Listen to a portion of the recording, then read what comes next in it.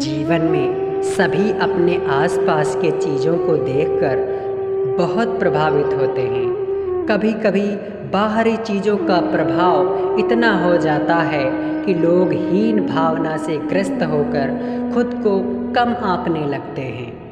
जीवन में ईश्वर ने जो किया है उसी में सबकी भलाई है, इसलिए ईश्वर का आभार व्यक्त करते हुए कभी भी खुद को कमज़ोर नहीं समझना चाहिए। आज इसी पर आधारित एक कहानी सबसे सुंदर कौन है कि कहानी मैं आपको सुनाने जा रहा हूँ। इससे पहले अगर आप हमारे चैनल पर नए हैं तो प्लीज़ चैनल को लाइक और सब्सक्राइब करना ना भूलें। साथ में कमेंट बॉक्स में जय श्री राधे कृष्ण जरूर लिखें। एक दिन कौवा अपनी शक्ल को देखकर सोचने लगा कि पक्षियों में सबसे ज़्यादा कुरूप मैं ही हूँ। उसे लगा ना तो आवाज़ अच्छी है ना ही पंख सुंदर हैं। काले रंग की वजह से उसे लगता था कि वह रंगों से भी वंचित है। ये सारी बातें सोचने की वजह से उसके अंदर हीन भावना से ग्रसित होकर दुख भी रहने लगा।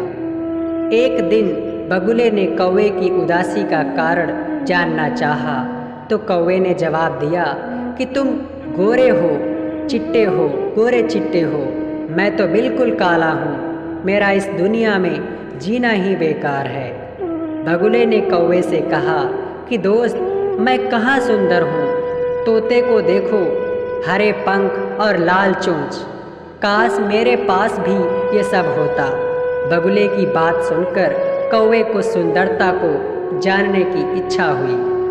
वह तोते के पास पहुंचकर बोला कि तुम इतने सुंदर हो, खुश तो बहुत होते होगे। जवाब में तोते ने कहा कि मैं खुश तो था, लेकिन मोर को देखकर दुखी हो गया क्योंकि वह मुझसे ज़्यादा सुंदर होता है। मोर की खुशी जानने के लिए कौवा उसे जंगल में खोजने लगा, परंतु उसे एक भी मोर नहीं दिखाई दिया।